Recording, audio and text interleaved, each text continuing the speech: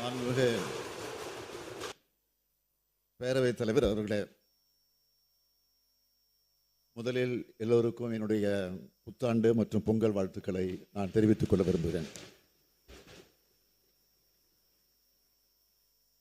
தலைவர் கலைஞர் அவர்கள் பராசக்தி படத்தில் ஒரு வசனம் எழுதியிருப்பார். இந்த நீதிமன்றம் எத்தனையோ விசித்திரமான வழக்குகளை பார்த்திருக்கிறது. அதேபோல் இந்த சட்டமன்றமும் ஆளுநரை பொறுத்தவரை சில ஆண்டு காலமாக விசித்திரமான காட்சிகளைத்தான் காண்கிறது. மாண்புமிகு ஆளுநர் வருகிறார், உரையாற்ற வருகிறார், ஆனால் உரையாற்றாமலே போய்விடுகிறார். அதனால தான் ஆளுநரின் செயல்பாடுகளை நான் சிறுபிள்ளைத்தனமானது என்று சொன்னேன்.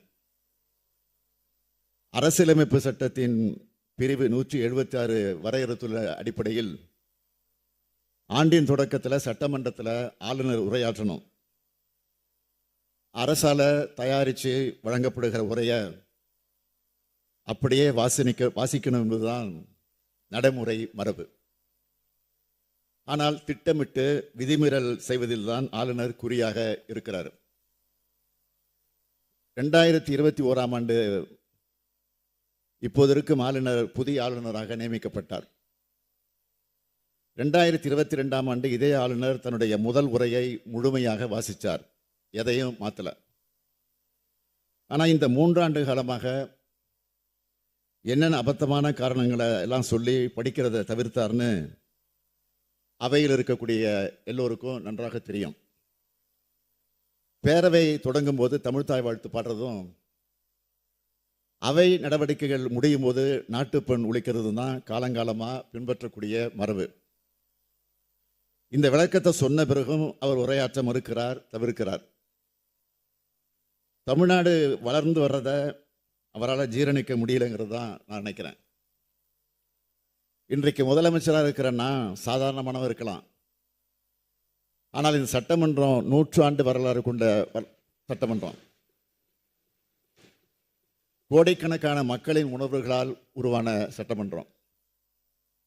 இந்த சட்டமன்றத்தின் மாண்பையும் மதிக்காமல், மக்களது எண்ணங்களுக்கு மதிப்பு தராமல் தமிழ்த்தாய் வாழ்த்தையை அவமானப்படுத்த துணிந்ததன் மூலமா தான் வகிக்கிற பதவிக்கும் பொறுப்புக்கும் இழுக்கு ஏற்படுகிற காரியத்தை அரசியல் உள்நோக்கத்தோட ஆளுநர் செய்கிறது இந்த மன்றம் இதுவரை காணாதது, இனியும் காணக்கூடாது. அவர் அரசியல் ரீதியாக எங்களை புறக்கணிக்கிறத நாங்கள் பெருசாக எடுத்துக்கிறது இல்லை. ஏன்னா திராவிட இயக்கம் என்பதை புறக்கணிப்புகள், அவமானங்கள், ஒடுக்குதல்கள் ஆகியவற்றுக்கு எதிரான உதயமானது தான். இந்த இயக்கத்துக்கு மேல் கடைபிடிக்கப்பட்ட தீண்டாமைகளையும் மீறித்தான் 100 ஆண்டு கண்டிருக்கிறோம்.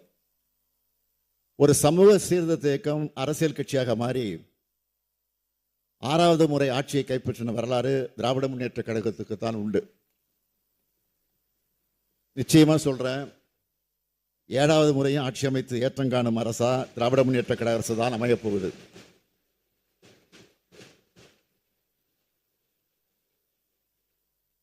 அதன் அடித்தளமான இந்த 6வது ஆட்சி அமைந்த போது இது விடியல் ஆட்சியாக அமையும்னு சொன்னோம். மக்களால் புறக்கணிக்கப்பட்டு இருட்டில் கிடக்கும் எதிர்க்கட்சிகள் விடியல் எங்கன்னு கேட்குறாங்க. விடியல் தரப்புறதா சொன்னது மக்களுக்கு தானே தவிர மக்களுக்கு எதிரானவங்களுக்கு அல்ல. விடியலை பார்த்தா அவங்களுக்கு கண் கூசத்தான் செய்யும். மாண்புமிகு பேரவை தலைவர் அவர்களே, விடியலின் அடையாளமா எது தெரியுமா? நான் போற இடமெல்லாம் கூடுகிற மக்களோட முகங்களில் தெரிகிற மகிழ்ச்சி தான் விடியலின் அடையாளம். மாதந்தோறும் 1,14,00,000 சகோதரிகள் 1000 ரூபாய் உரிமை தொகை பெறுகிறார்களே, அப்போ அவங்க முகங்களை பாருங்க, அதுல தெரியும் அந்த மகிழ்ச்சி தான் விடியலாட்சி. தாய் வீட்டு சீர் மாதிரி எங்க அண்ணன் ஸ்டாலின் தர்ற மாதாந்திர சீர்னு எந்நேரம் தமிழ் சகோதரிகள் மனமகிழ சொல்றாங்களே, அதுதான் விடியலின் ஆட்சி. ஆட்சி பொறுப்பேற்றதும் கோட்டைக்கு சென்று நான் இட்ட முதல் கையெழுத்த மகளிருக்கான கட்டணமில்லா விடியல் பயணம் திட்டத்துக்கு தான். இந்த விடியல் பயணமானது மகளிரின் சேமிப்பை அதிகரிச்சிருக்கு. மாதந்தோறும் 600 முதல் 1200 ரூபாய் வரை அவங்களுக்கு மிச்சமாகுது. அதை சேமிக்க முடியுதுன்னு சொல்றாங்க. சமூகத்தில் மகளிரின் பங்களிப்பை இது அதிகரிச்சிருக்கு. அந்த பஸ்ஸுக்கு ஸ்டாலின் பஸ்ஸுன்னு பேர் வச்சுட்டாங்க. இதுதான் விடியல் ஆட்சி. அடுத்து என்னுடைய கனவு திட்டமான நான் முதல்வன் திட்டம். எத்தனையோ தொழில்களை தொடங்குறீங்க. அதில் பணியாற்ற திறமசாலிகளா தமிழ்நாட்டு இளைஞர்களை உருவாக்கி தாங்கன்னு சொன்னதை வச்சு தான் இந்த திட்டத்தை உருவாக்கினேன். இந்த திட்டத்தில் இது வரைக்கும் 22,56,000 மாணவர்களுக்கு பயிற்சி தரப்பட்டிருக்கு. பயிற்சி பெற்ற பல லட்சம் மாணவர்களுக்கு உடனடியாக வேலை கிடைச்சிருக்கு. தமிழ்நாட்டு இளைஞர்கள் எல்லோரையும் ஒவ்வொரு துறையில் இந்த திட்டம் முதல்வனா ஆக்கி வருது. இதுதான் விடியல் ஆட்சி. அரசு பள்ளியில் படித்த பெண் பிள்ளைகள் பலர் கல்லூரிக்கு செல்ல முடியாத நிலையை மாற்றி உயர்கல்வி பயில உருவாக்கப்பட்ட திட்டம்தான் புதுமை பெண் திட்டம். மாதந்தோறும் 1000 ரூபாய் வழங்கக்கூடிய இந்த திட்டம் மூலமா மாணவிகள் கல்லூரிக்கு வர்றது 30 விழுக்காடு அதிகமாகியிருக்கு. இதே போல தமிழ் புதல்வன் திட்டம், மாணவர்களுக்கும் 1000 ரூபாய் வழங்குகிறோம். மாதந்தோறும் 2,72,000 மாணவ மாணவியர் வாழ்க்கையில் விடியலை ஏற்படுத்தி இருக்கிறோம். அரசு பள்ளியில் படித்தவங்களுக்கு மட்டும் இல்லை, அரசு உதவி பெறக்கூடிய பள்ளியில் படித்தவங்களுக்கும் புதுமை பெண் திட்டத்தை விரிவுபடுத்தி இருக்கிறோம். தூத்துக்குடியில் நடைபெற்ற விழாவில் ஒரு மாணவி பேசினார்.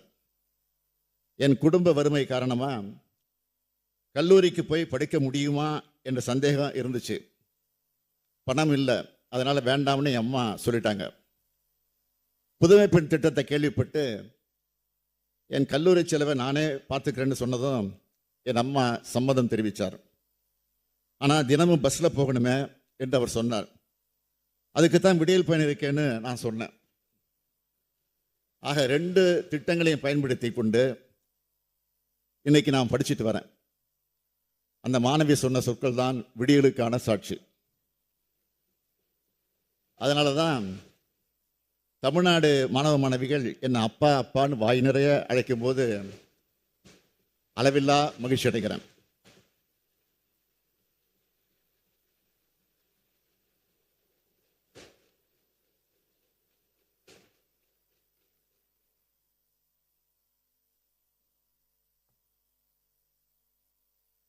ஏன்னா இந்த பாச உணவு தான் முக்கியம்.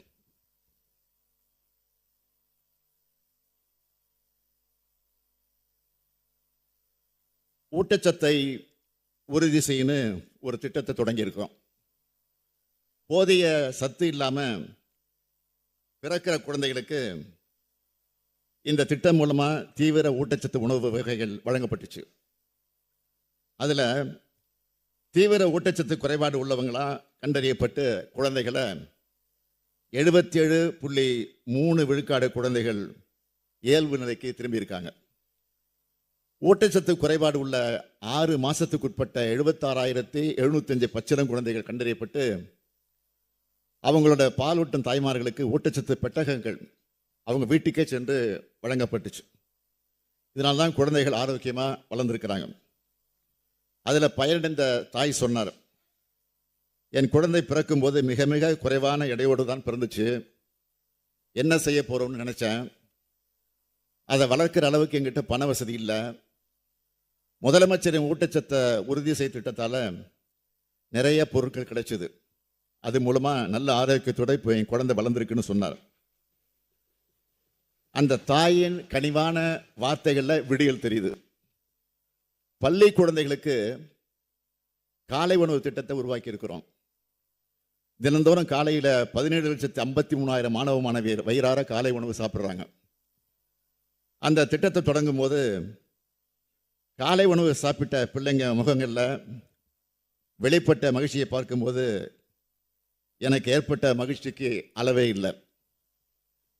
இந்த திட்டத்தை பற்றி மதுரை மாணவி ஹரிணி சொல்லியிருந்த அந்த காட்சியை நான் வீடியோவில் பார்த்தேன். நான் தினமும் காலையில் சாப்பிட மாட்டேன், ஆட்டோ வந்ததும் ஓடி வந்து ஏறிடுவேன், சாப்பிடாம வந்ததால் ஸ்கூலுக்கு வந்ததும் தண்ணி குடிச்சிடுவேன், ஆனால் இப்போ கிச்சடி பொங்கல் கொடுக்கறதுனால தெம்பா படிக்கிறேன் அப்படின்னு சொன்னதை கேட்டப்போ நான் முதலமைச்சராக பொறுப்பேற்றதற்காக மிக மிகவும் பெருமையும் மகிழ்ச்சி அடைகிறேன். இவைதான் விடியல் சாட்சியங்கள். இப்படி நான் சொல்லிக்கிட்டே போகலாம். இப்படி ஒவ்வொரு திட்டத்தையும் சொல்ல தொடங்கினா எதிர்க்கட்சிகள் கொஞ்சம் அதிகமான வேதனை அடைவாங்க என்பதால் கொஞ்சம் குறைச்சிக்கிறேன். தமிழ்நாட்டு மக்கள் ஒவ்வொருவரும் நேரடியாக பலனுடைய வகையிலான திட்டங்களை தீட்டும் ஆட்சி தான் உதயசூரியன் ஆட்சி. இந்த ஆட்சி உருவானப்போ இதை திராவிட மாடல் ஆட்சின்னு நான் சொன்னேன். திராவிட மாடல்னு சொன்னாலே சிலருக்கு வயிறு எரியுது. அரண்டவன் கண்ணுக்கு ரெண்டதெல்லாம் பேய்னு சொல்ற மாதிரி திராவிடம் என்ற சொல்லை பார்த்து சிலர் பயப்படுறாங்க. திராவிட மாடல் என்றால் சுயமரியாதை, சமநீதி, சமத்துவம், சகோதரத்துவம், இரத்த பேதம் இல்லை, பால் பேதம் இல்லை, விளிம்பு நிலை மக்கள் நலன், தாழ்த்தப்பட்டோருக்கு அதிகாரத்தில் பங்கு, மதச்சார்பின்மை, தொழில் வளர்ச்சி, தொழில் முன்னேற்றம், கூட்டாட்சி கருத்தியல், அதிக அதிகாரம் கொண்ட மாநிலங்கள், தமிழுக்கு உரிய இடம், அனைத்து தேசிய இனங்களுக்கும் சம உரிமை, சமூக குறியீடுகளும் அனைத்திலும் முன்முதன்மை. இவைதான் திராவிட மாடல் அரசுடைய உள்ளடக்கம். அனைத்து துறை வளர்ச்சி, அனைத்து மக்கள் வளர்ச்சி, அனைத்து மாவட்ட வளர்ச்சி, அனைத்து சமூக வளர்ச்சின்னு அனைத்தையும் உள்ளடக்கின முழுமையான வளர்ச்சியை சொல்றோம். இதைத்தான் எல்லோருக்கும் எல்லாரும் சொல்றோம். திராவிட கருத்தியல் கொள்கையால தான் தமிழ்நாடு இன்று வளர்ந்த மாநிலமாக இருக்கு. தமிழ்நாடு இந்திய நாட்டினுடைய 2வது வளர்ந்த பொருளாதார மாநிலமாக இருக்கு. தேசிய மொத்த உள்நாட்டு உற்பத்தியில் 5.4 விழுக்காடாக இருந்த தமிழ்நாட்டின் பங்கு கடந்த 4 ஆண்டுகளில் 9.21 விழுக்காடாக உயர்ந்திருக்கு. பொருளாதார குறியீடுகள் அனைத்திலும் தமிழ்நாடு வளர்ச்சியை எட்டியிருக்கு. வறுமை குறியீடுகளில் இந்தியாவின் சராசரி விழுக்காடு என்பது 14.96 இருக்கும்போது தமிழ்நாட்டின் சராசரி 2.2 விழுக்காடாக இருக்கு. பட்டினிச்சாவு இல்லாத மாநிலங்கள் பட்டியலில் தமிழ்நாடு இடம்பெற்றிருக்கு. இந்திய நாட்டின் மொத்த பெண் தொழில் பணியாளர்களில் 41 விழுக்காடு பெண்கள் தமிழ்நாட்டில் இருக்காங்க. கடந்த 3 ஆண்டுகளில் 10 லட்சம் கோடி ரூபாய்க்கு மேலான தனியார் முதலீட்டு திட்டங்கள் வருவது உறுதி செய்யப்பட்டிருக்கு. இந்தியாவிலேயே தொழில் நிறுவனங்கள் பெருகினதில் தமிழ்நாடு முதலிடம் பெற்றிருக்கு. டெல்லியில் இருக்க தேசிய கிடங்கு மேம்பாட்டு ஒழுங்குமுறை ஆணையத்தின் கீழ் அதிக எண்ணிக்கையிலான சேமிப்பு கிடங்குகளை பதிவு செஞ்சதுக்காக தமிழ்நாடு சேமிப்பு கிடங்கு நிறுவனத்துக்கு ஒன்றிய அரசு முதல் பரிசு வழங்கி பாராட்டியிருக்கு. இந்தியா முழுமைக்கான பணவீக்கம் அதிகமாகியிருக்கு. தமிழ்நாட்டுக்கு மட்டுமான பணவீக்கம் குறைஞ்சிருக்கு. இதுதான் திராவிட மாடலின் சாதனை. தொழில்கள் வளருது, புதிய தொழில்கள் நிறுவனங்கள் உருவாகுது. இதனால தொழிலாளருக்கு என்ன பயன்னு சிலர் கேட்கலாம். புதிய தொழில் நிறுவனங்கள் வருதுன்னா ஏதோ தனியார் முதலாளிகள் மட்டும் வளமடையலான்னு பொருள் இல்லை. அந்த நிறுவனங்கள் மூலமா மாநிலமும் வளருது, கிடைக்கும் வேலை வாய்ப்புகளின் மூலமா லட்சக்கணக்கான குடும்பங்களும் வளருது, வாழுது. இதை மனதில் கொள்ளணும். தமிழ்நாட்டில் 39,666 தொழிற்சாலைகள் இருக்கு. குஜராத்தில் 31,031 தொழிற்சாலைகளும், மகாராஷ்டிராவில் 26,446 தொழிற்சாலைகளும் இருக்கு. மனித வளத்தை வளர்க்கிறதுல மகாராஷ்டிரா குஜராத்தை விட தமிழ்நாடு சாதனை படைச்சிருக்கு. அது மட்டுமல்ல, தமிழ்நாட்டில் 39,699 சிறு குறு தொழில்கள் இருக்கு. இதுவும் 4,81,807 தொழிலாளர்களுக்கு வேலை வாய்ப்புகள் உறுதி செய்யப்பட்டிருக்கு. கோவிட் காலத்தில் வேலை வாய்ப்புகள் குறைஞ்சது, உங்க எல்லாருக்கும் தெரியும். அதை சீர்படுத்தி இருக்கிறோம். இந்திய ரிசர்வ் வங்கி வெளியிட்ட புள்ளி விவரங்களின்படி 8,42,720 மனித உழைப்பு நாட்களுடன் தொழிலாளருக்கு அதிக வேலை வாய்ப்புகளை வழங்குவதில் இந்தியாவிலே தமிழ்நாடு முதலிடம் பெற்றிருக்கு. அடுத்து போராட்டம் நடத்துகிற உரிமை இல்லைன்னு சில தவறான வாதங்களை வைக்கிறாங்க. உண்மையை சொல்லணும்னா அளவுக்கு மீறிய ஜனநாயகவாதியாக இருக்கீங்கன்னு என்னை சிலர் விமர்சிக்கிறாங்களே தவிர நான் சர்வாதிகாரம் இருப்பதாக யாரும் சொல்ல மாட்டாங்க. அது என்னோட இயல்பும் கூட. எதிர்கட்சிகள் மட்டும் இல்லை, கூட்டணி கட்சிகளும் போராட்டம் நடத்துகிறான்னு சொல்கிறவன்னா போராட்டம் தவறு இல்லை. போராட வேண்டிய இடத்துல போராடலாம், தவறு இல்லை. போராட்டம் நடத்த ஒதுக்கப்பட்ட இடத்துல போராடலாம், தவறு இல்லை. இத்தகைய போராட்டங்களுக்கு உரிய காலத்தை அனுமதி கேட்டால் நாங்கள் கொடுத்துருக்குறோம். நாங்கள் ஆட்சிக்கு வந்ததிலிருந்து தமிழ்நாட்டில் இதுவரை சுமார் 1,00,000 போராட்டங்களுக்கு அனுமதி கொடுத்துருக்குறோம்.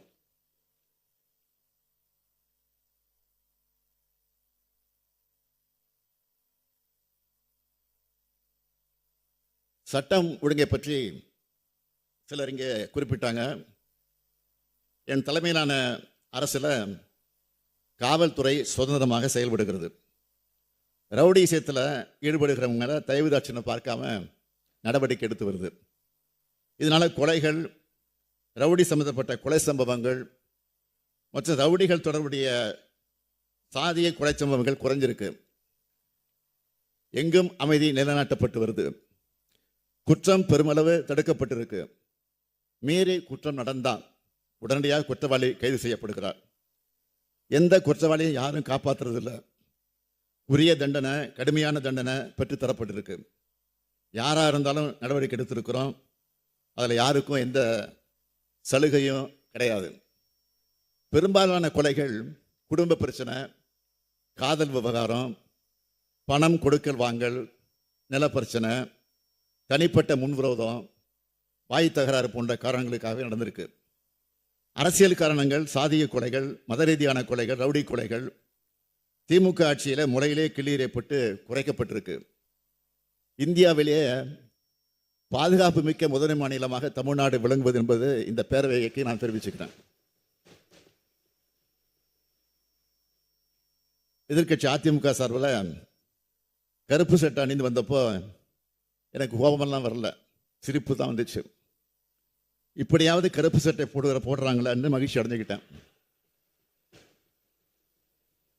கருப்பு சட்டை போட்டு அது உங்கள் உரிமை, அதில் நான் தலையிட விரும்பலை. என்னுடைய கேள்வியெல்லாம் மக்களால் தேர்ந்தெடுக்கப்பட்ட ஒரு மாநில சட்டமன்றத்தை மதிக்காம ஒரு ஆளுநர் நடந்துக்கிறார். அவரை கண்டித்து கருப்பு சட்டை அணியும் துணிச்சல் உங்களுக்கே இல்லை என்பதுதான் என்னுடைய கேள்வி. இயற்கை பேரிடரால் பாதிக்கப்பட்ட மக்களுக்கு நிவாரண நிதியை கூட தர மறுத்து இரக்கமில்லாமல் நடந்துக்கிற ஒரு ஒன்றிய அரசை கண்டித்து நீங்கள் கருப்பு சட்டை அணிந்திருந்தா அவங்கள வாழ்த்தியிருப்பேன், மகிழ்ச்சி அடைஞ்சிருப்பேன். தேசிய கல்விக் கொள்கை மூலமாக பள்ளி கல்வியையும் யூசிஜி மூலமாக கல்லூரி கல்வியையும் சிதைக்க நினைக்கிற பாசிச கல்விக் கொள்கையை கண்டித்து கருப்பு சட்டையை நீங்கள் அணிந்திருந்தா மனதார உங்களை பாராட்டியிருப்பேன். ஆட்சியில் இருந்த காலம் முதல் பாஜகவுக்கு நீங்கள் துணையாக நின்று இருக்கீங்க. இருட்டு அரசியல் நடத்துகிறவங்களுக்கு கருப்பு சட்டை அணிய எந்த தார்மீக உரிமையும் இல்லை என்பதை நான் இந்த நேரத்தை தெரிவிச்சுக்க விரும்புகிறேன். மாண்புமிகு பேரவைத் தலைவர் அவர்களே, எங்களை பொறுத்த வரைக்கும் தேர்தலுக்கு முன்னே கொடுத்த வாக்குறுதிகளில் பெரும்பாலானதை நாங்கள் நிறைவேற்றிட்டோம். தேர்தலின் போது சொல்லாத பல திட்டங்களையும் செயல்படுத்தி காட்டியிருக்கிறோம். இன்னும் சில பாக்கி இருக்கு. மாண்புமிகு உறுப்பினர்கள் அதை வெளிப்படையாக சொல்றதை நான் உங்கள் முகத்தின் மூலமாக நான் பார்க்குறேன். இந்த 3 ஆண்டு காலத்தில் சுமார் 12,000 கோப்புகளில் நான் கையெழுத்து போட்டிருக்கிறேன். இத்தனை கோப்புகளை கையெழுத்திட்ட நான் இன்னும் சில கோப்புகளில் வேணும்னே கையெழுத்து போடாமல் இருப்பேன்னா, தலைவர் கலைஞர் அவர்கள் தன் பெயரை வச்சு ஒரு முறை சொன்னார், அரசுக்கு கருணை இருக்கு ஆனால் நிதி இல்லைன்னு சொன்னார். அதே நிலையில்தான் நாமளும் இருக்கிறோம். மாண்புமிகு பேரவைத் தலைவர் அவர்களே, நான் முன்பு சொன்ன பல்வேறு திட்டங்களையும் மிக மிக நெருக்கடியான சூழல் தான் நிறைவேற்றிட்டு இருக்கிறோம் என்பது மனசாட்சியுள்ள மாமன்ற உறுப்பினர்களுக்கு நன்றாக தெரியும். ஒரு பக்கம் 2011 முதல் 2021 வரையிலான 10 ஆண்டு கால பாதாளத்திலிருந்து தமிழ்நாட்டை மீட்டெடுத்திருக்கிறோம். இன்னொரு பக்கம் ஒன்றிய அரசானது தமிழ்நாடு அரசை தொடர்ந்து புறக்கணித்தும் வஞ்சித்தும் வருது. தமிழ்நாடு அரசு செயல்படுத்தி வரக்கூடிய பல்வேறு திட்டங்களுக்கு ஒன்றிய அரசானது மாநில அரசோட கொள்கைகளுக்கு எதிரான நிபந்தனைகளை விதித்து அரசு திட்டங்களை செயல்படுத்துறதுல சிரமங்களை உண்டாக்குறது மட்டும் இல்லாமல் அந்த திட்டங்களை முடங்குகிற சூழ்நிலையும் உருவாக்கி வச்சிருக்கு. ஒருங்கிணைந்த கல்வி இயக்கத்தின் கீழ் ஒன்றிய அரசிடமிருந்து வர வேண்டிய 2152 கோடி ரூபாயை இன்னும் நிலுவையில் இருக்கு. ஆசிரியர்களுக்கு வழங்க வேண்டிய சம்பளங்கள் கல்வி உரிமை சட்டத்தின் கீழ் கல்வி நிறுவனங்களுக்கு மீள வழங்க வேண்டிய பொறுப்பு, பள்ளிகளின் பராமரிப்பு மற்றும் ஆசிரியர்களுக்கான பயிற்சி திட்டங்களை செயல்படுத்துதல் ஆகியவற்றுக்கு இந்த திட்டத்தின் கீழ் பெறக்கூடிய நிதியானது மிக முக்கியமானது. எத்தனையோ தடவை நாம் நினைவூட்டி கேட்டிருக்கிறோம். இதுவரை மானிய உதவித்தொகை விடுவிக்கல. இதன் விளைவா இந்த செலவினங்களை மாநில அரசு தனது சொந்த வருவாயிலிருந்து மேற்கொண்டு வருது. தேசிய உயர்கல்வி இயக்கத்தின் கீழ் செயல்படுத்தப்படுகிற திட்டங்களையும் தேசிய கல்விக் கொள்கையை ஒன்றிய அரசு திணிக்கிறதுனால இந்த திட்டங்களும் இப்போ முடங்குற நிலை ஏற்பட்டிருக்கு. பெஞ்சல் புயல் ஏற்படுத்தி உள்ள பேரிடர்களை குறிப்பிட்டு தற்காலிக மற்றும் நிரந்தர நிவாரணம் மற்றும் மீட்பு பணிகளுக்கு 6675 கோடி ரூபாய் தேவைப்படும் மதிப்பீடுகள் செய்யப்பட்டு நிதி விடுவிப்பு கோரிக்கை ஒன்றிய அரசுக்கு அனுப்பினோம். ஆனால் இதுவரை எந்த ஒரு நிதியும் ஒன்றிய அரசு விடுவிக்கல. கடந்த நிதியாண்டில் மிக்ஜாம் புயல் தாக்குச்சு. தமிழ்நாட்டின் தென் மாவட்டங்களில் அதிக கனமழை ஏற்பட்டுச்சு. இந்த 2 பேரிடர்கள் தாக்கின பிறகும் மிக சொற்பமான 276 கோடி ரூபாயை, அதுவும் 4 மாத தாமதத்திற்கு பிறகு ஒன்றிய அரசு அனுமதிச்சது. இது மாநில அரசு கோரின 37,960 கோடி ரூபாயில ஒரு விழுக்காடு கூட இல்லை.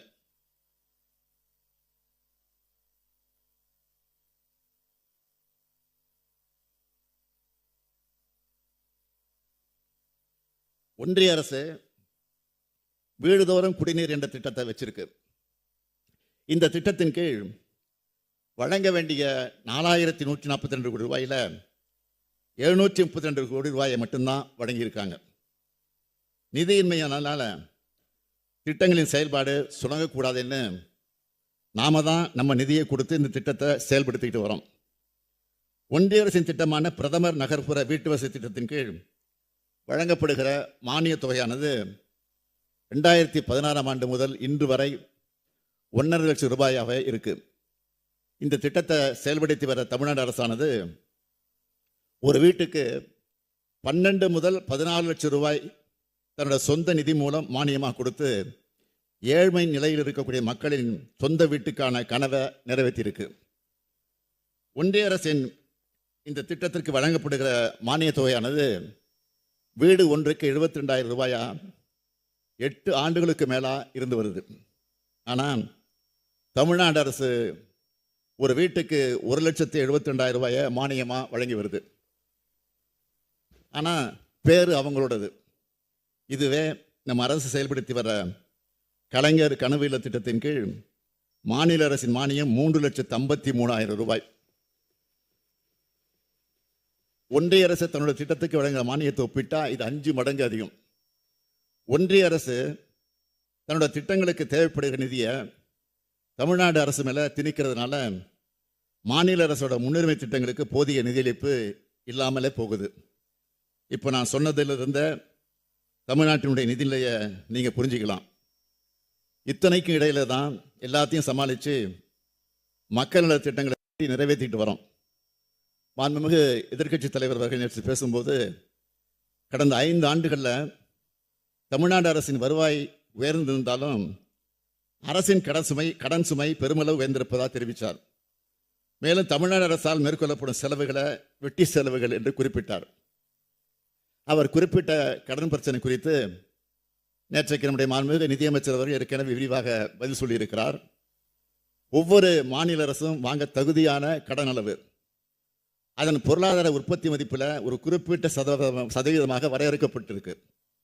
அந்த வரம்புக்கு உட்பட்டுத்தான் தமிழ்நாடு அரசு கடன் வாங்கியிருக்குன்னு அவர் தெளிவாக நேற்றைக்கு எடுத்து சொன்னார். எனவே இந்த கடன் பிரச்சனை பற்றி நான் மேலும் அதிகம் விளக்க தேவையில்லைன்னு நினைக்கிறேன். இந்த திராவிட மாடல் அரசு மேற்கொண்ட செலவுகளை பொறுத்த வரைக்கும் தமிழ்நாட்டு வரலாற்றில் முன் எப்போதும் இல்லாத அளவுக்கு கடந்த 3 ஆண்டுகளில் பல மக்கள் நல திட்டங்களை திட்டி செயல்படுத்திட்டு இருக்கிறோம். இது எல்லாமே தமிழ்நாட்டில் உள்ள கடைகோடி மக்களின் நலனுக்காகத்தான். விடியல் பயண திட்டம், கலைஞர் மகளிர் உரிமை திட்டம், புதுமை பெண் திட்டம், காலை உணவு திட்டம், தமிழ் புதல்வன் திட்டம் போன்ற இந்த திட்டங்களுக்கு மேற்கொள்ளப்படக்கூடிய செலவுகள் எல்லாம் வெட்டி செலவு என்றுதான் எதிர்க்கட்சி தலைவர் நினைக்கிறாரா என்றுதான் என்னுடைய கேள்வி. பெண்கள் மாணவ மாணவிகளோட சமூக பொருளாதார கல்வி முன்னேற்றத்துக்காக பண்ணுகிற செலவுகளை எதிர்கால தமிழ்நாட்டுக்கான முதலீடாக தான் நான் பார்க்குறேன். இந்த திட்டங்களின் கீழ் பயன்பெறும் கோடான கோடி பயனாளிகள் கிட்ட உங்களுக்காக திராவிட மாடல் அரசு மேற்கொள்கிற செலவு வெட்டி செலவுன்னு சொல்ல எதிர்க்கட்சி தலைவர் தயாராக இருக்காரா? மாண்புமிகு பேரவைத் தலைவர் வாயிலாக நான் கேட்டுக்கொள்கிறேன். அடுத்து மீண்டும் மீண்டும் டங்ஸ்டன் பற்றி கிளப்பி மதுரை மக்களை குழப்ப பார்க்குறாங்க. கனிம வளங்கள் விஷயத்தில் மாநில உரிமையை ஒன்றிய அரசு பறிக்கிற சட்டத்தை ஆதரித்து டங்ஸ்டன் சுரங்க இடத்துக்கு வழிவகுத்து துரோகம் செஞ்சது அதிமுக தான். ஆனால் நாங்கள் இந்த சட்டத்தை நாடாளுமன்றத்தில் எதிர்த்தோம், சட்டமன்றத்திலையும். நீங்க பேசி முதலமைச்சர் பேசி முடிக்கிட்டு நான் தரேன். குறிச்சு வச்சுக்கிடுங்க. இல்ல முதலமைச்சர் இல்ல முதலமைச்சர் பேசுறதுக்கு அப்புறம் தரேன். தயவு பண்ணி உட்காருங்க, நான் தரேன். நீங்க அப்படி மாத்திருது. சட்டமன்றத்திலையும் நான் அந்த விளக்க சரியான விளக்கம் இல்லைங்க. உட்காருங்க. இல்ல நீங்க முடியட்டு நேற்றைக்கே நான் பதிவு பண்ணிட்டது. உட்காருங்க.